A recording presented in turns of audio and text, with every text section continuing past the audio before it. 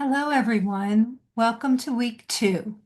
This week, we're going to be taking a look at choosing books that support early literacy practices and school readiness domains and skills.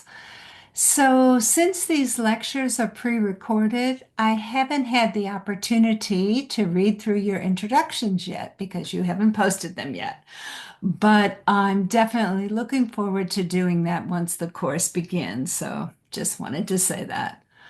All right, well, let's start out like we had talked about last time in the last session, that we'd start with this week at a glance overview to kind of look at everything that's going to be expected and covered this week. So you'll see again that there'll be this video lecture, but there'll be a lot of different things for you to link to this week and explore. So you're going to see a video read aloud that really works on developing vocabulary with young children. So that will link very well to our topic in our lecture today. There are some different articles to read. There's one on perfect partners, libraries, and the nationwide pre-K movement that I'm sure you're going to find very interesting. There's a handout on the characteristics of high quality picture books that you'll see below here and link to, and you can download and read at your leisure. There is another reading on how to use picture books to build children's vocabulary skills. And there is a high quality picture book list that you'll be able to download and take a look at. You'll see many classics on that list, but we're also sharing this week many current resources of picture book lists and a variety of different lists that'll be helpful to you.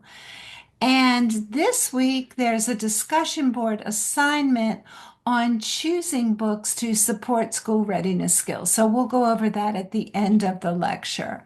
But you'll see these optional resources here.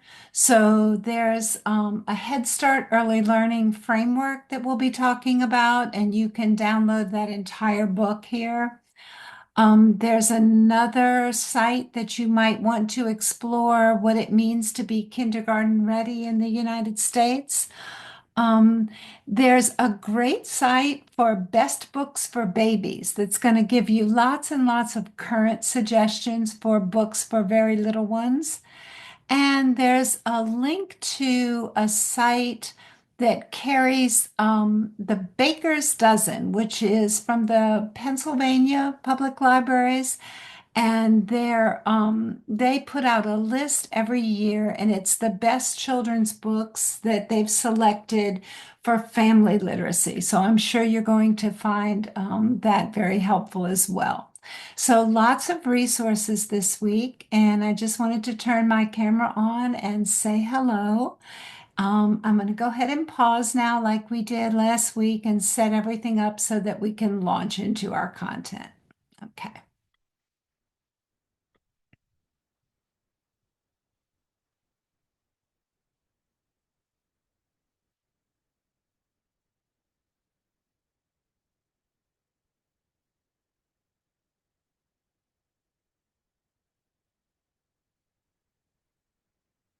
All right, so our first slide here is a little review of what we covered in the last session about every child ready to read, their early literacy skills, and the best practices of talking, singing, reading, writing, and playing. So, just for you to be thinking about that, we're going to be connecting with and tapping into that quite a bit in this discussion. So let's start out now by taking a look at how we can select books and connect everything to books that will support those best practices. So when we look at the early literacy skills and best practices of every child ready to read, we see that there are certain things that we need to connect to when we choose books. So, for books that foster talking, We want to find books that will encourage language and interaction and provide opportunities for asking questions and getting input and insight from the children. So many, if not all, well-written children's books lend themselves to this, especially if we learn strategies to encourage this verbal interaction. So the language development that comes from talking about books builds vocabulary knowledge and comprehension. Remember, we had talked about that in the last session, and that's so important in preparing young children for reading success. So when we think about singing, we want to find books that sometimes might be based on songs, but they could also be books that just encourage singing, maybe rhyming finger plays and that sort of thing. So remember, we had talked about singing slows down language, and that allows children to tune in to those sounds and words. So this helps to build phonological awareness, which is so important to decoding skills once children begin reading. And then when we look for books that foster reading, well, every book really should foster reading in some way or another. But when we're intentional about trying to connect children to learning to get ready to read, we want to look for books that invite children to connect the illustrations to the text and books that might use text features in a way that draws children's attention into the page, such as maybe bold print or different size fonts or anything that will help build that book and print awareness. And then when we're looking for books that specifically foster writing, we want to look for books that maybe sometimes model writing. Children in the books or the characters in the books might be holding writing utensils or maybe paintbrushes. And this will help a child learn to be interested in that kind of thing.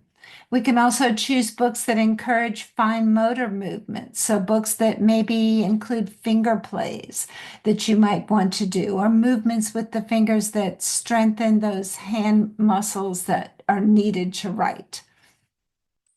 And then for playing, we want to look for books that model playing with peers, maybe taking turns and sharing and getting along with others. We also want to find some books that invite children to play and interact with the book itself and with the group as we read it. So we're looking for books that engage in maybe games or other activities that involve the whole group and cooperation between peers.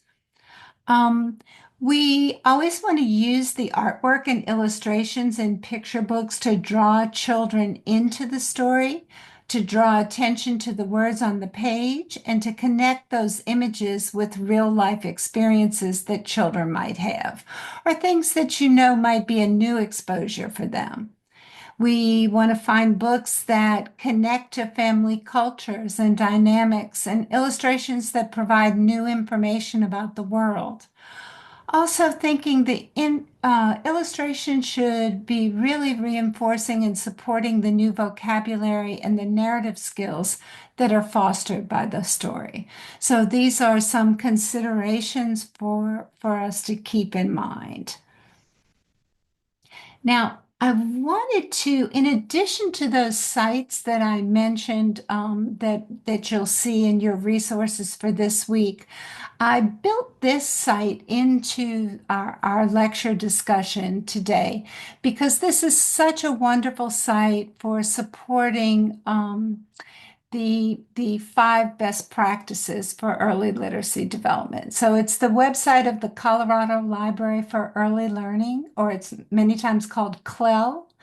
And you're going to find that it's going to help you find high quality current books that support the five practices. So let's take a minute now and kind of click through the site together and see what we can explore here. Okay, so this is their homepage when you first connect to the site. And you can read about them and their steering committee, how they've worked on this initiative for many years. They've not too long ago revamped this site to make it very user friendly. So I'm excited to show you some of the things you can find here, particularly under early literacy. If you take a look at this menu here, you can see that you're going to find resources for everything. So, selecting picture books for story time, books in Spanish as well, and you're going to find additional information about ECRR here, the 5 practices and the early literacy skills. You can connect to a whole section on school readiness here. So we're going to be talking a lot about school readiness today, but if you want to find additional information, this is a great place to come to it. Because this whole site is really geared for librarians and early literacy teachers and parents. So, and what I'm really excited to show you that connects to our class are the Clell Bell Awards. And they have had these in place for a number of years, but they are awards that they give out for the best books to support the 5 practices. So it's a really good resource for you to come and find new and current books. So I clicked on Clell Bell winners here. And you can see that the 2025 awards are getting ready to be announced. Perhaps by the time the class launches, they'll be up there. But we'll take a look at the 2024 winners, and you'll see that many years are listed on this site. So it's a great resource, like I said, to come and look for new and current books that have been vetted by librarians such as yourselves to be kind of the best that's out there. So you'll see for reading, this is what they picked. This is a story. And for each of the books that they pick, they develop an early literacy activity sheet, which you can find very helpful to give as a handout to parents if you should decide to use some of these books in your story time. So I'll just click on that so you can see what it looks like. It's a 1-page handout, and it gives parents or caregivers activity ideas for the book. So it's very user friendly and something that's already in place for you, which is always great in everyone's busy schedule. So you'll see the books that were chosen for 2024 here. You might be familiar with some of those. Here's the 2023 list. Again, they keep all of this up here as a resource, and they have those activity sheets for all of them. So I hope that you find this a very helpful site if you weren't already familiar with it. Just something new, another new resource to be able to have in your tool belt. Okay, so we can go back now to talking about our next topic, which is going to be really talking about those different domains of school readiness. So we've looked at ECRR, and what they told us or tell us are the early literacy skills and best practices to be focusing on. And this is taking it in a broader sense and talking about all of the domains of school readiness.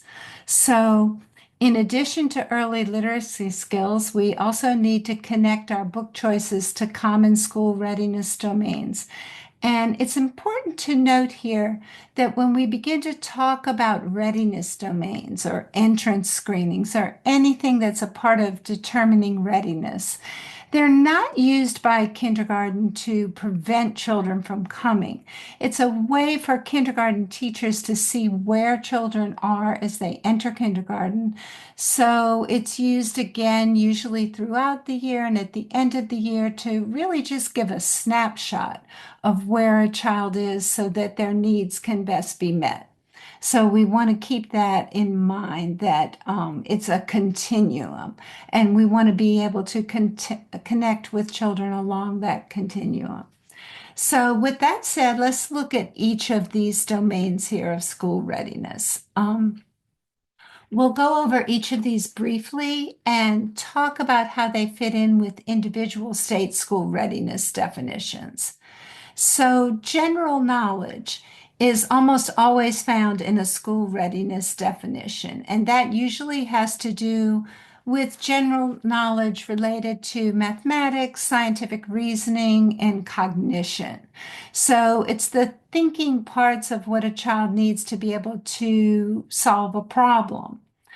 When we talk about health and physical well-being, that has to do with the child's overall health. So, is a child healthy? Is a child in the family being cared for medically? It also has to do with fine motor and gross motor skills. So, small movements in the fingers and large movements of the muscles of the body.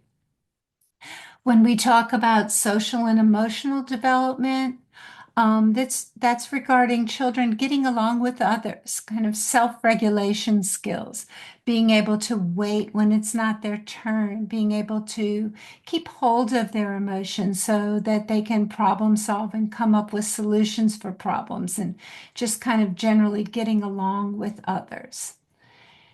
When we talk about language and communication or language and literacy development, that's very tightly tied to what we understand as language and literacy. So it's helping a child learn new words, being able to communicate effectively through those words, and a whole part of the language and communication development of a child. And finally, approaches to learning deals with a child's desire to learn. Are they motivated? Are they interested? So think of when we talked about every child ready to read and print motivation. It's a direct correlation to that. So that is an overview. And then I also wanted to show this data is provided by the Age of Learning site. And this is the percentage of states that include each of these domains. So every state has a definition of readiness that's defined and decided by that state. So again, you might hear slightly different terminology, and that's why I wanted to present a little bit of a range of terminology. But while there's no one universal school readiness definition, you can see by this chart that the ones that we're going to talk about for our purposes are in the majority, if not all, school readiness definitions in different states. So, you're going to see language and literacy spoken about, and cognition and math skills, physical health and motor skills, social, emotional, and approaches to learning. Okay. So, and there is a link in this week's module to the Head Start Early Learning Framework, which is a downloadable PDF, and it's of the entire framework book. So when I showed you the overview of week 2, the common domains of readiness are all laid out in this book, along with age-appropriate indicators that lead to each readiness skill from infancy all the way through age 5. So you'll see that they're divided into infant and toddler domains and then preschooler domains. And these domains all build on one another to prepare a child for school. So this is a visual example on the slide of what the framework looks like. It provides a definition of each domain and the progression of skills that lead to those indicators of readiness. And this one is approaches to learning. So the definition for what approaches to learning looks like is provided, and it will focus on the skills and behavior that children use to engage in learning. So exploring this framework will provide an in-depth look at the ages and stages of children developing skills in the various domains, and many of you may find this to be a useful resource.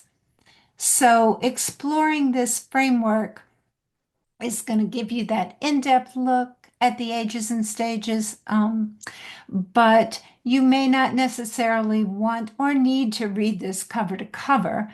but you want to have it to use as a reference tool when you're questioning anything to do with school readiness. It's just a great resource to have. And the Head Start website itself is also a good one to explore for building background knowledge, along with the CLEL site that we looked at earlier. So both of those will be helpful. So now let's take a look at applying this knowledge of the school readiness domains to selecting high quality books that will foster school readiness skills in each domain. So for approaches to learning, you want to think about selecting books that help children learn new things. For preschoolers, perhaps books that explore in a positive way that transition to kindergarten. In our materials this week, you're going to watch a video clip of an interactive read aloud of a nonfiction text that explores new vocabulary. So we know when children feel successful, they're often very interested in learning more about something. So for approaches to learning, we really want to foster that feeling of success. And for social emotional learning, we want to look for books that help children understand feelings, both their own and someone else's. Books about getting along with others and developing self-regulation. Nearly any book you choose will help you foster language and literacy, of course, but looking specifically for books that have rich vocabulary, that include maybe language play, like rhyming and repetitive text, books with a distinct, simple plot that really lend themselves well to retelling. These all make great choices here.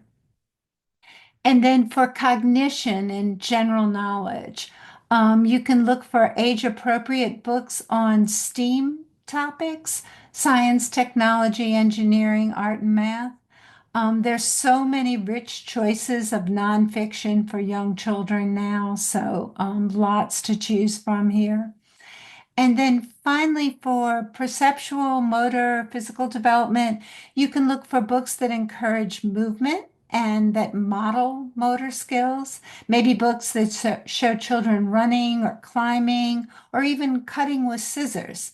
All of this would encourage healthy development in this domain. So that brings us to our assignment for this week. And I think you're going to really enjoy this assignment. So I want to go over this slide a little bit. So it's saying that after reading through the course materials this week and exploring those websites we talked about, choose one of the 5 school readiness domains as your focus. It could be approaches to learning, social emotional development, language and literacy, cognition, or that perceptual motor and physical development. And in your first post on this discussion thread, you have several things to do. So list and define the school readiness domain that you chose. Explain why it's important to support this school readiness domain during a library program. Choose a developmentally appropriate picture book that supports the readiness domain that you chose as your focus and provide a citation for the book. Okay. Then list the developmentally appropriate age range for your book. Is it best for infants or toddlers or twos or preschoolers? Um, Explain how the book you chose supports the readiness domain that you chose, and provide the details of how you would use this book in a program for the age range that you chose in order to build those school readiness skills. Okay, so that's your original post. Then, after some of you have posted and you've got some choices there, I'd like for you to or post a response to one of your colleagues and choose a post with a book that you're a little bit familiar with so that you can respond accordingly. And what you're to do with this is respond to the book choice as it relates to school readiness. And do you agree? If so, and remember to be respectful as you explain I'm sure you will probably agree, but remember to be respectful about that. And post the early literacy best practice from every child ready to read, talk, sing, read, write, or play that you feel is best supported by this book and explain your reasoning. So, a two-pronged assignment here. And I hope you have a great time with this and enjoy searching for those books and seeing what one another choose and then responding to a colleague. And for the next class session, we're going to focus on choosing diverse books for children and families. So I hope everyone has a great week, and I will see you in the next class session.